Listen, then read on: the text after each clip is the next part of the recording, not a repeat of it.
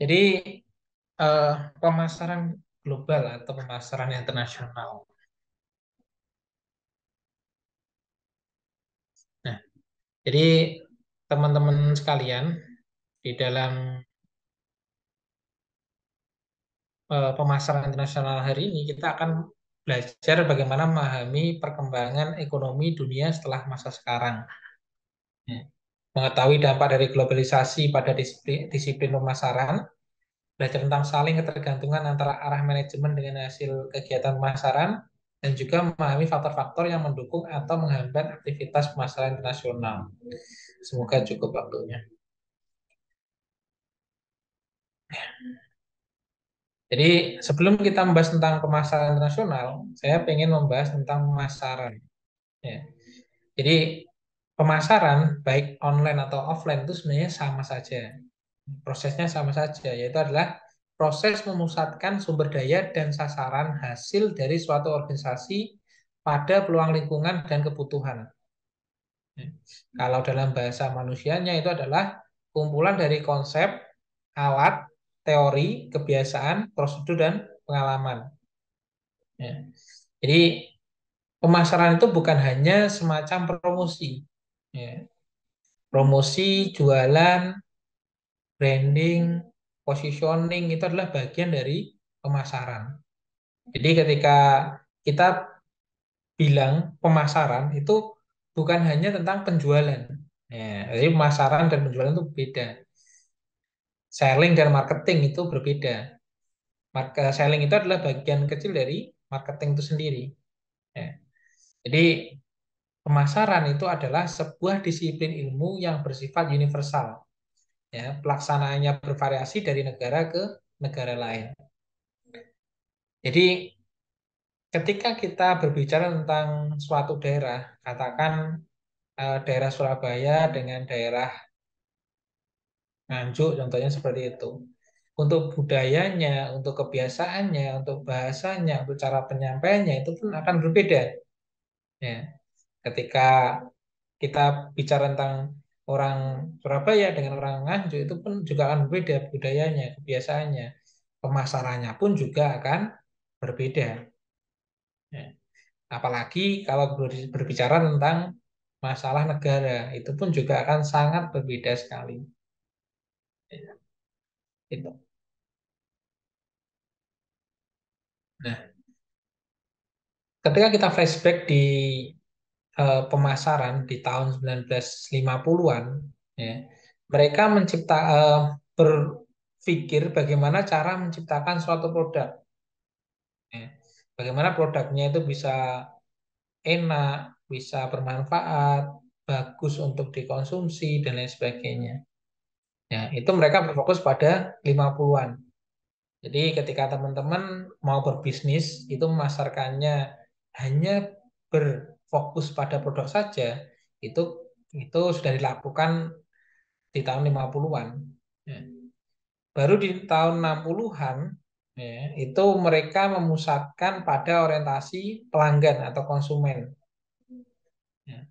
Pengembangan pemasarannya itu bertambah. Ya. Ada yang namanya 4P, product, price, place, promotion. Ya. Jadi bukan hanya berpikir tentang produknya saja, tetapi bagaimana tentang pricingnya. Ya. Jadi ketika kita berbicara tentang pricing atau harga, ketika kita lihat di minimarket, kenapa eh, kok ada swalayan itu yang menjual baju dengan harga yang fantastis. Nah, paling murah 300.000, 500.000. Ya. Kenapa seperti itu? Karena mereka memang branding eh, tokonya mahal. Ya. Kalau biasanya dalam mindset pelanggan, toko mahal itu berarti bahannya bagus. Ya, kebanyakan seperti itu, maka mereka menyesuaikan itu. Mereka menjual dengan harga yang mahal. Tetapi mereka memberikan diskon sampai 50%. Padahal kalau dihitung dari HPP-nya, baik bahannya maupun proses pembuatannya, itu hanya sekitar 10% dari harga jualnya. Ya, inisialnya adalah contohnya adalah perusahaan Matahari, ya, seperti itu. Di tahun 90-an, ya, bauran pemasaran itu memusatkan pada pelanggan dalam konteks lingkungan eksternal yang lebih luas. Ya, baik persaingan, kebijakan, dan juga peraturan pemerintah. Ya, mereka tidak hanya lihat orangnya siapa, tapi bagaimana peraturan pemerintahnya. Karena kenapa kok di tahun mulai pemerintahnya Pak Jokowi ini banyak investor yang masuk di Indonesia? Karena kebijakan dari pemerintah itu melonggarkan untuk proses investasi. Yang kedua adalah memusatkan perhatian pada nilai-nilai dari para pihak yang berkepentingan. Ya, baik para karyawan, pelanggan, pemegang saham, dan juga masyarakat. Nah, jadi di tahun 90-an ini mulai berpikir, ya, konsumen pertama itu bukan konsumen atau pelanggan saja, tapi juga konsumen yang ada di dalam perusahaan. Jadi karyawan itu merupakan konsumen internal dari satu perusahaan. Ketika karyawannya itu bahagia, ketika karyawannya itu mendapatkan upah yang layak, maka mereka akan bekerja dengan tulus, nah, dengan baik. Maka kualitas yang dijual kepada pelanggan itu juga akan cenderung lebih baik. Kalau berpikir dari sisi pemegang saham, itu pun bagaimana perusahaan itu memperoleh keuntungan yang akan dibagikan ke pemegang saham. Nah, terus pertanyaannya apa manfaatnya dari masyarakat? Bagi masyarakat apa? Jadi perusahaan-perusahaan itu juga banyak CSR-CSR yang bisa teman-teman akses. Ya, teman-teman juga bisa mengakses CSR-CSR yang diberikan oleh perusahaan. Ya. Jadi perusahaan-perusahaan itu juga memberikan CSR. Ya. CSR-nya bisa berbentuk bantuan kepada masyarakat, bisa berbentuk pembangunan. Jadi ketika teman-teman di Surabaya banyak bangunan-bangunan itu yang ada tulisannya perusahaan-perusahaan itu adalah sponsorshipnya atau CSR-nya jadi dari perusahaan. Nah, maka tidak heran kenapa kok di Surabaya pun pembangunannya begitu pesat karena perusahaannya itu juga banyak. Dan kenapa kok banyak perusahaan-perusahaan itu yang berpindah ke pinggiran-pinggiran karena memang biaya yang dikeluarkan untuk melakukan promosi ini juga akan tereduksi ya semakin dekat dengan masyarakat, semakin dekat dengan target market itu akan semakin mudah mereka untuk menjual produk mereka ya, distribusinya menjadi lebih kecil. Nah, dan sekarang itu ada dua tugas pokok dari pemasaran ya, yaitu adalah memusatkan pada pelanggan dan lingkungannya. Yang kedua adalah menciptakan nilai untuk konsumen dan pemimpin pasar atau pihak yang berkepentingan. Nah, contohnya adalah ketika gini teman-teman. Eh, Aqua, nah, itu adalah perusahaan air minum. Kalau zaman dahulu kala, ya, sebelum Aqua itu hadir, ya, ada ejekan seperti ini. Nah, air gratis tinggal ambil kok kenapa kok dijual, ya kan? Nah, tapi saat ini sudah umum orang membeli air di dalam kemasan, air minum dalam kemasan. Dan itu pun proses panjang dari Aqua untuk mengedukasi dari masyarakat. Ya. Mengedukasi bahwasannya ini loh suguhan yang pantas untuk tamu. Anda tidak repot, nah, dan lain sebagainya. Jadi poinnya adalah mereka tidak jual airnya, tetapi mereka jual nilainya, value-nya. Ya. Sama halnya ketika Alphard, nah, mobil Alphard. Nah, kenapa ada banyak orang yang mau beli Alphard? Ya. Kalau kita bicara tentang fungsi, Pajero pun juga sudah nyaman. Nah, Innova, Avanza itu sudah nyaman. Tapi kenapa kok banyak orang yang memilih Alphard? Karena prestisnya. Ketika orang beli Alphard itu mereka akan dianggap sebagai orang yang kaya. Sama halnya ketika teman-teman beli jam tangan. Jam tangan tuh harganya berapa sih sebenarnya? Kalau dilihat dari fungsinya, 100.000 itu sudah bagus. Kenapa kok ada jam tangan yang jutaan, yang ratusan juta, ada yang miliaran? Kenapa demikian? Karena mereka bukan membeli jam tangannya, tetapi adalah membeli nilainya, value-nya. Seperti itu. Yang kedua, berikutnya adalah bergeser ke arah memusatkan pada persekutuan pelaksana teknis. Yang kedua adalah memposisikan perusahaan di dalam rantai nilai atau chain value untuk mengoptimalkan hasil ciptaan nilai. Nah, jadi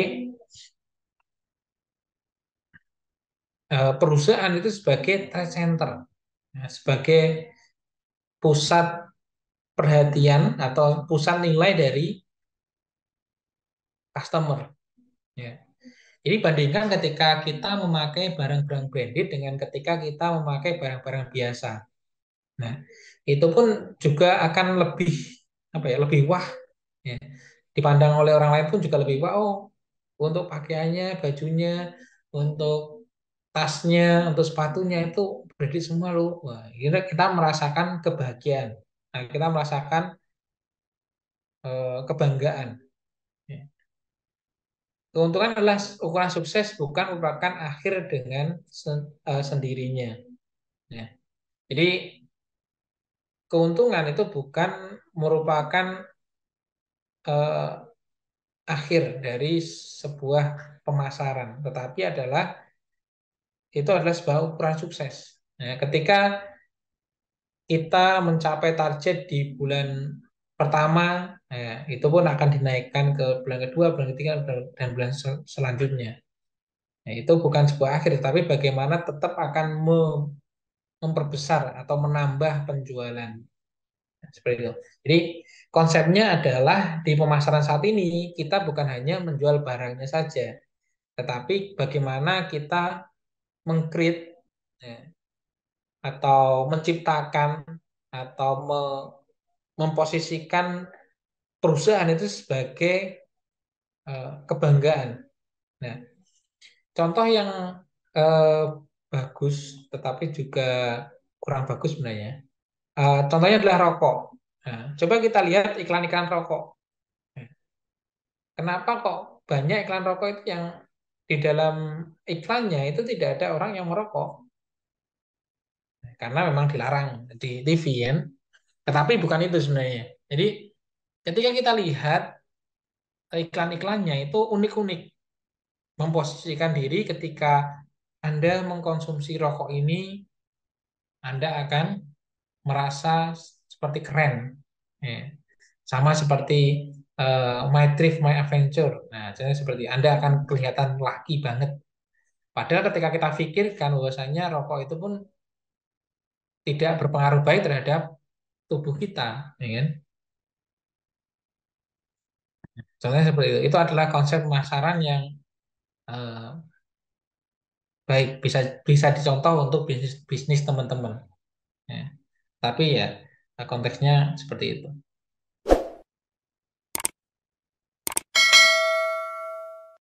Nah,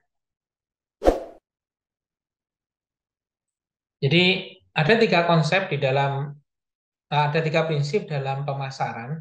Nah, jadi ada yang namanya nilai pelanggan. Jadi bagaimana pelanggan menilai produk kita? Apakah eh, kita sebagai pusat perhatian atau memang berbeda? Ya. Ada istilah demikian. Ketika produk kita itu sudah ada di marketnya, maka kita cari pembedanya. Ya. Jadi contohnya adalah ketika ada Indomie ya. Indomie Indomie sebagai eh, leader market dari mie instan, nah, muncul mie sedap. Nah, dengan mie-nya itu biasa sebenarnya, tapi bumbunya banyak.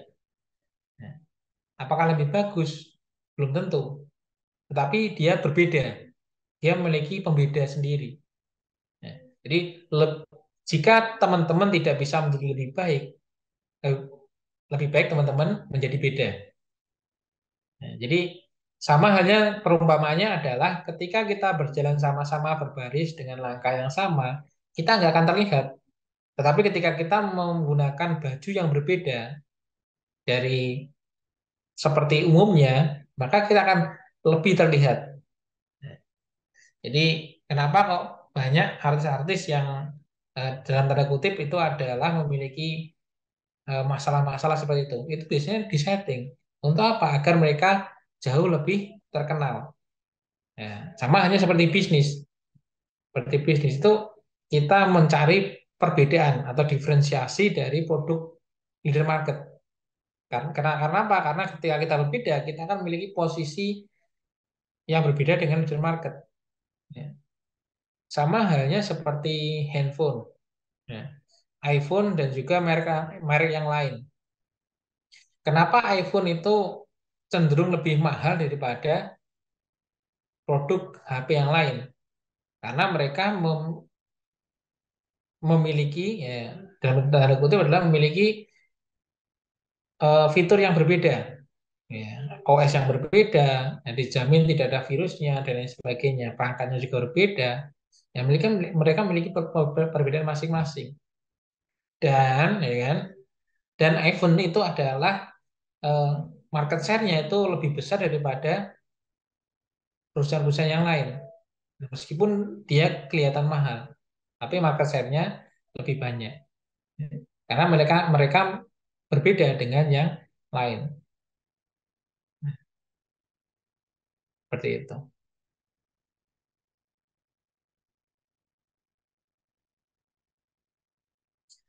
Jadi unsur kunci pemasaran itu adalah tentang nilai.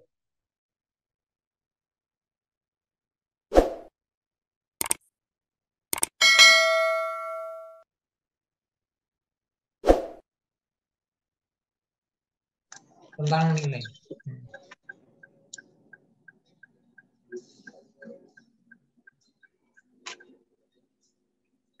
Unsur kunci pemasaran itu adalah tentang nilai pelanggan. Ya. Tujuannya adalah bagaimana menciptakan nilai pelanggan yang lebih besar dibandingkan nilai yang diciptakan oleh pesaing. Ya. Jadi strateginya adalah menambah atau memperbaiki produk dan layanan yang bermanfaat.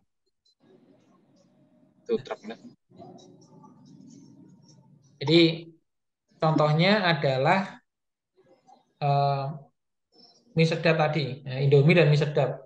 Kalau dulu ya Indomie itu kan hanya memiliki satu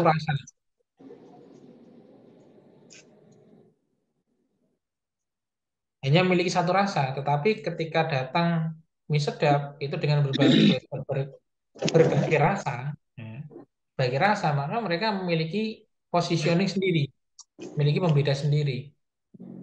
Atau juga kita bisa mengurangi harganya.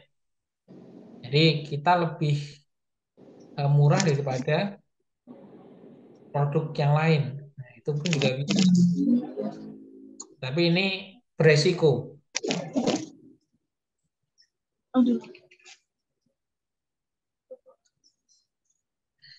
Kalau kita menjual dengan harga yang eh, di bawah dari leader market atau pesaing, itu pun ini juga beresiko. Ya, bisa jadi ada yang namanya perang harga dan itu kurang baik untuk bisnis.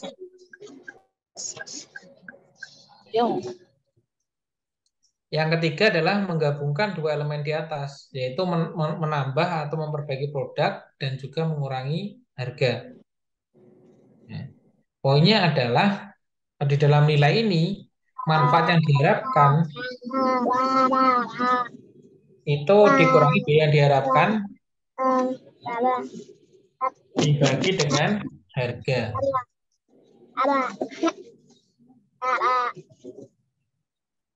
Ya, Pak Heri monitor Pak. Pak Heri monitor. Pak Heri mic-nya Pak. Sudah tak WA, Mas. Mas Heri, Mas Heri.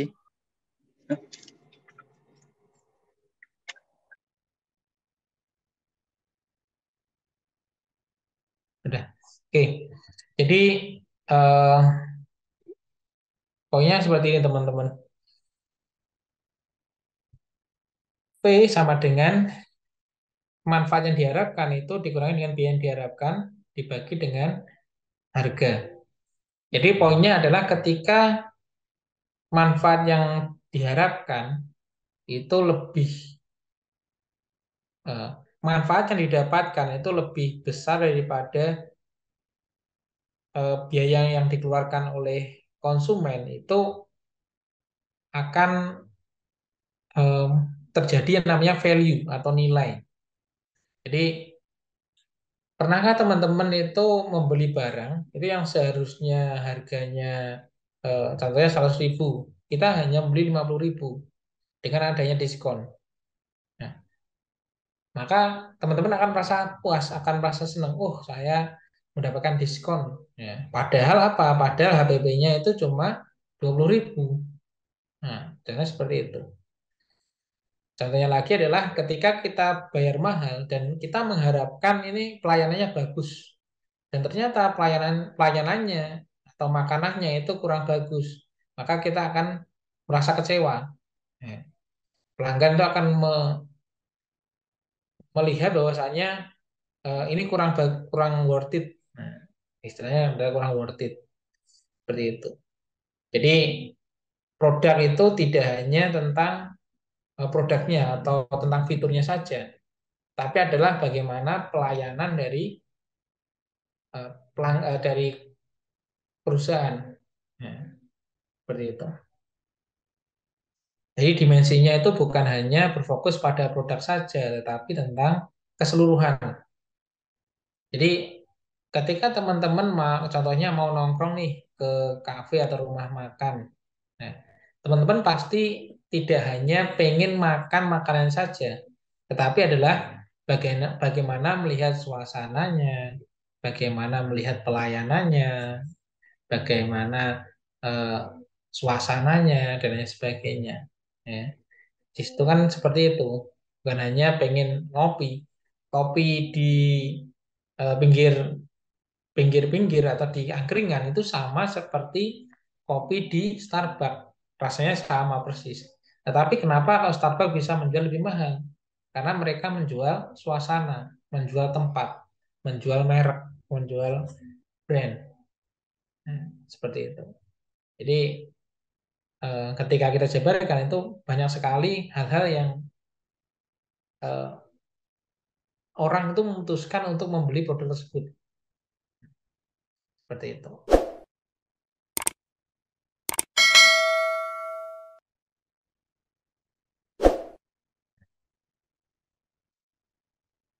Jadi ada dua, tadi adalah tentang nilai. Yang kedua adalah tentang pembeda atau diferensiasi.